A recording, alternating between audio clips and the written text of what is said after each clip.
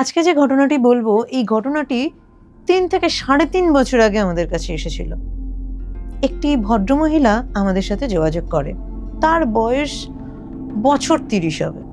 ভদ্রমহিলাটি আমাদের সাথে যোগাযোগ করে সোশ্যাল মিডিয়ার মাধ্যমে এবং তিনি আমাদের মেসেজ করেছিল। আমাকে মেসেজ করে ফেসবুক প্রোফাইলে, এবং তিনি বলেন যে আপনার সাথে আমার খুব ব্যক্তিগত কিছু কথা আছে, আমি আপনার সাথে কথা বলতে চাই। তো আমি হোয়াটসঅ্যাপে তার সাথে কানেক্ট হই এবং তাকে বলি, বলুন আপনার কি ব্যাপারে আপনি জানতে চাইছেন বা কি ঘটেছে আপনার। বলছে, দেখুন আপনি হয়তো অনেক এই ধরনের কেস সলভ করেন, কিন্তু আমার কেসটা সম্পূর্ণ ভিন্ন। মানে খুব অদ্ভুত কিছু আমার সাথে ঘটছে, আমি বুঝে উঠতে পারছি না এগুলো আমি কাকে শেয়ার করব, তো একটু প্রাইভেট রাখবেন। হ্যাঁ নিশ্চয়ই, আপনি বলুন। প্রত্যেক ক্লায়েন্টেরই নিজস্ব যা কথা আমাদের সাথে বলে, প্রত্যেকটাই তাদের ব্যক্তিগত কথা আমাদের উপর বিশ্বাস করে তারা শেয়ার করে। অবশ্যই আমরা সেগুলো ভীষণভাবে ব্যক্তিগতই রাখি, কিন্তু তাদের প্রবলেম সলভ করার জন্য আমাদের তাদের অনেক ব্যক্তিগত কথা জানার প্রয়োজন হয়। কিন্তু তাই বলে এটা না কি আমরা সেই কথাগুলোকে আমরা পাবলিক করব। আজকে হয়তো আমি তার স্টোরিটা বলছি, কিন্তু অবশ্যই তার কোনো নাম আমি নেব না, বা সে কোথা থেকে আমাকে কন্ট্যাক্ট করেছিল আমি সেটাও বলবো না। তো ভদ্রমহিলার পরিবারে একটা ছোট বাচ্চা আছে, তার হাজবেন্ড, এই ৩ জন নিয়েই তার সংসার।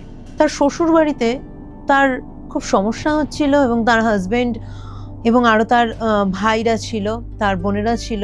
সম্পত্তি এই তার ছোট ভাই, মানে তার হাজবেন্ড ছিল পরিবারের ছোট, তাকে কোনো সম্পত্তি তারা দেবে না, এবং এই জন্য প্রচুর ঝামেলা ঝগড়া। তারা অন্য ফ্ল্যাট নিয়ে অন্য ফ্ল্যাটে শিফট করে।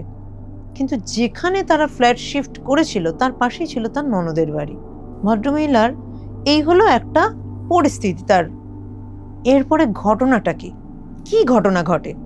সুখী একটা পরিবার, একটা ছোট্ট 4 বছরের বাচ্চাকে নিয়ে তার সংসার। কিন্তু সেই 4 বছরের বাচ্চাটাই যখন তার মায়ের সাথে 24 বছরের যুবকের মতো ব্যবহার করে, মানে একটা 24 বছরের যুবকের যে প্রকৃতি হয় সেই রকম প্রকৃতিতে সে নিজে মায়ের সাথেই ব্যবহার করছে। ভাবতে পারেন আপনারা, এমনই ঘটনা ঘটেছিল। বউটি আমাকে বলে যে আমার স্বামী কাজের জন্য মাঝে মাঝেই বাইরে যায়, বিভিন্ন কাজে, ওর আইটি সেক্টরে জব করে, ওকে আউট অফ কান্ট্রিও যেতে হয়। আমি বাচ্চাকে নিয়ে একাই থাকি, ম্যাক্সিমাম সময় আমাকে একাই থাকতে হয়। আমার বাচ্চার সাথে আমার খুব ভালো বন্ডিং, যদিও আমার বাচ্চা খুব ছোট, 4 বছরের একটা ছেলে। হঠাৎ করে লাস্ট 6 মান্থস, আমরা এই বাড়িতে এসেছি 8 to 9 মান্থ হবে। লাস্ট 6 মান্থস আমার বাচ্চার ওপরে, মানে বাচ্চাকে আমি চিনতে পারছি না আজকের দিনে দাঁড়িয়ে। কেন? ছোট বাচ্চা তো তোমার। বলছে আমার বাচ্চা তো আর বাচ্চা নেই, আমার বাচ্চা আমার সাথে একটা বড় ম্যাচিওর ছেলের মতো ব্যবহার করছে। মানে কি করছে? তখন বলছে অদ্ভুত ব্যাপার, প্রতিদিন রাতে আমার ঘুম ভেঙে যায় মাঝে মাঝেই, এবং এভরিডে আমি একটাই জিনিস দেখি, একই রকমের জিনিস আমি দেখি। কি হয়েছে একটু খুলে বলো। মেয়েটি তখন বলে যে প্রথম দিন যেদিন ঘটনাটা ঘটে, প্রথম সূত্রপাত, আমার ছেলে দেখলাম রাত্রিবেলা, তখন রাত 2টো মতো বাজে, আমার ছেলে দেখি আমার পাশে নেই। আমি হট করে ভয় পেয়ে গেলাম যে ছেলে আমাদের মাঝখানে নেই কেন, কোথায় গেল? আমি এদিক ওদিক দেখছি, হঠাৎ দেখছি আমার ছেলে আমার পায়ের কাছে, এবং ও আস্তে আস্তে করে আমার নাইট গাউন পরা রয়েছে, আমার নাইট গাউনটা আমার পায়ের ওপর থেকে তুলছে। দেখেই না আমি অদ্ভুত হয়ে গেলাম। আমি তাড়াতাড়ি উঠেই বাচ্চাকে নিয়ে বললাম, কি হলো বাবু, তুমি কি করছো? তুমি না ঘুমিয়ে এখানে কি করছো? বাচ্চাটা ফ্যাল ফ্যাল করে আমার দিকে দেখে, কিন্তু ওর তাকানোটা না অদ্ভুত রকম দিদি। মানে ওটা কোনো 4 বছরের বাচ্চা ছিল না, মনে হচ্ছে 24 বছরের একটা ম্যাচিওর অন্য কোনো পুরুষ। একটা লোলুপ দৃষ্টিতে কোনো পুরুষ যখন কোনো মহিলাকে দেখে তার যে দৃষ্টি হয় না, আমার 4 বছরের বাচ্চার চোখে সেই রকম দৃষ্টি। যে কি বলছো? আমি ওকে বললাম কি বলছো? বলছে দিদি তাই। আমি বললাম এরকম ঘটনা কদিন ঘটেছে? বলছে প্রথম দিন এই ঘটনাটা ঘটে, দ্বিতীয় দিন অদ্ভুতভাবে আমি দেখি ও আমার বডির আপার পোর্শনে খুব খারাপভাবে হাত দিচ্ছে। যদি আমার বাচ্চা এখন ব্রেস্ট ফিড করে না, কিন্তু খুব খারাপভাবে না, টাচটা মানে খুব খারাপ। আমি ভালোভাবে নিতে পারছি না আমার বাচ্চার টাচটাকে।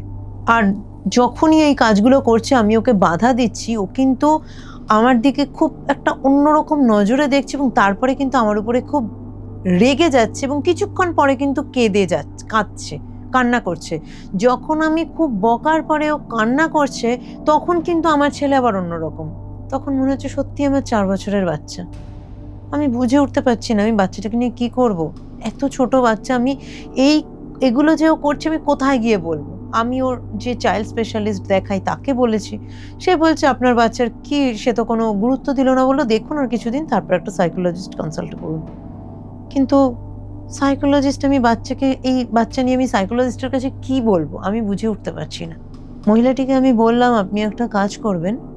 আরও একটা জিনিস আমি জিজ্ঞাসা করেছিলাম যে আর কি পরিবর্তন আপনার ছেলের মধ্যে দেখছেন আমাকে বলুন।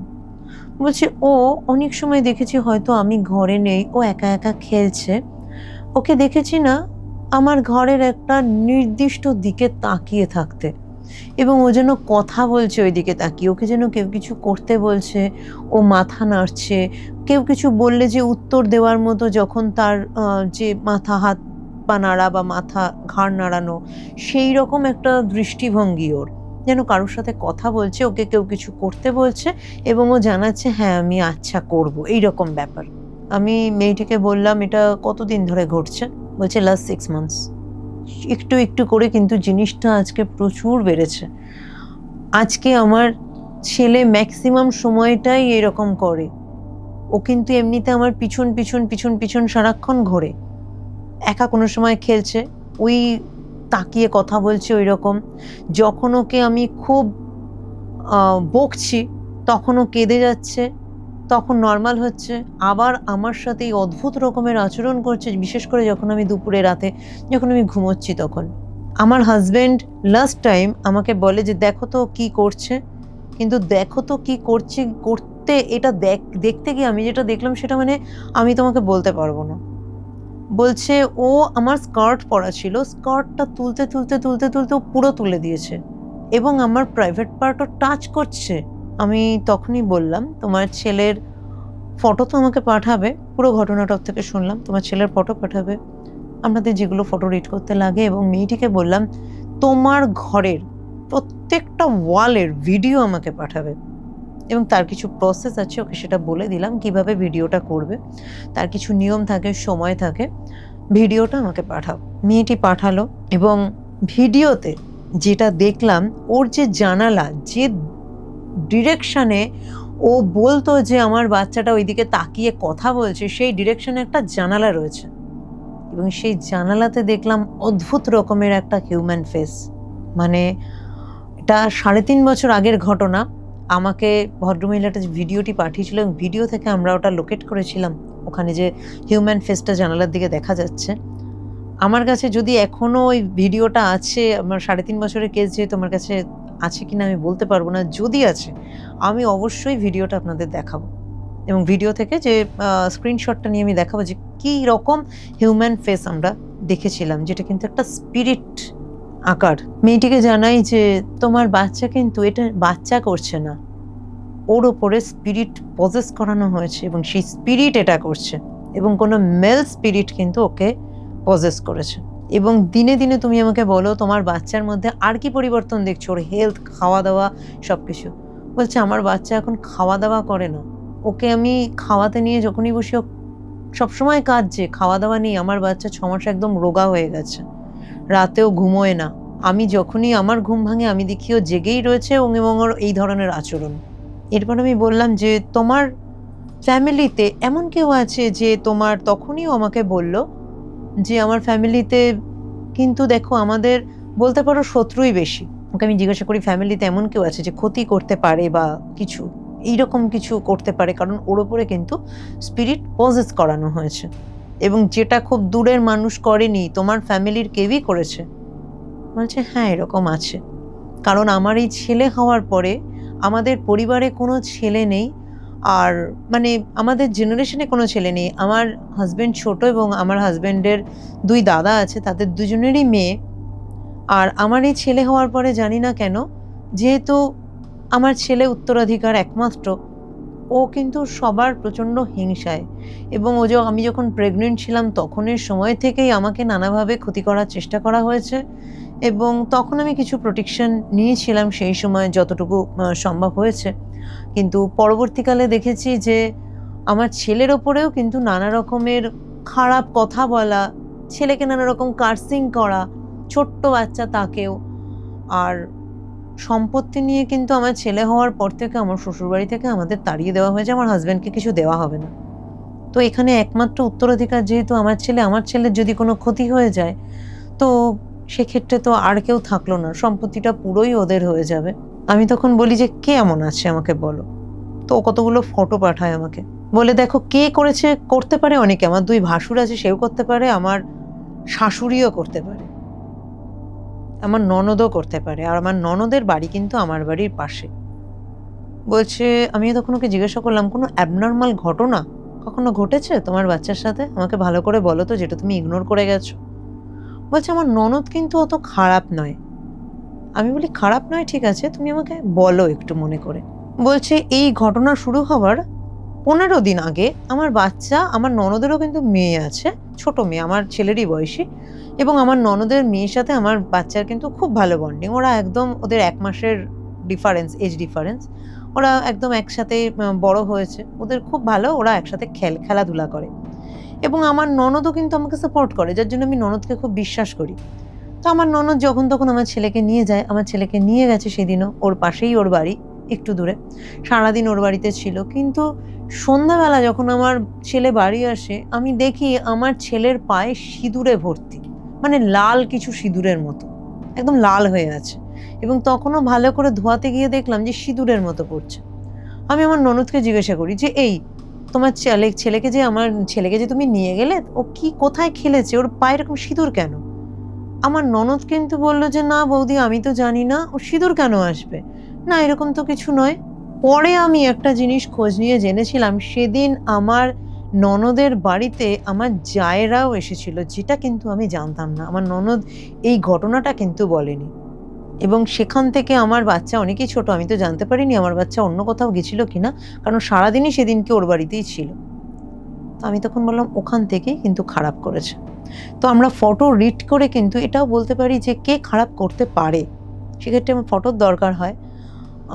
ডাউট যাদের কেউ করছে যে এরা ক্ষতি করার, আমার মনে হচ্ছে যে এরা ক্ষতি করতে পারে, সেক্ষেত্রে কিন্তু আমরা ফটো রিড করি, বিশেষ ধরনের ফটো রিড করি, এবং সেক্ষেত্রে যেটা দেখি ওর 2 যা মিলে কিন্তু বাচ্চাটার ক্ষতি করেছে।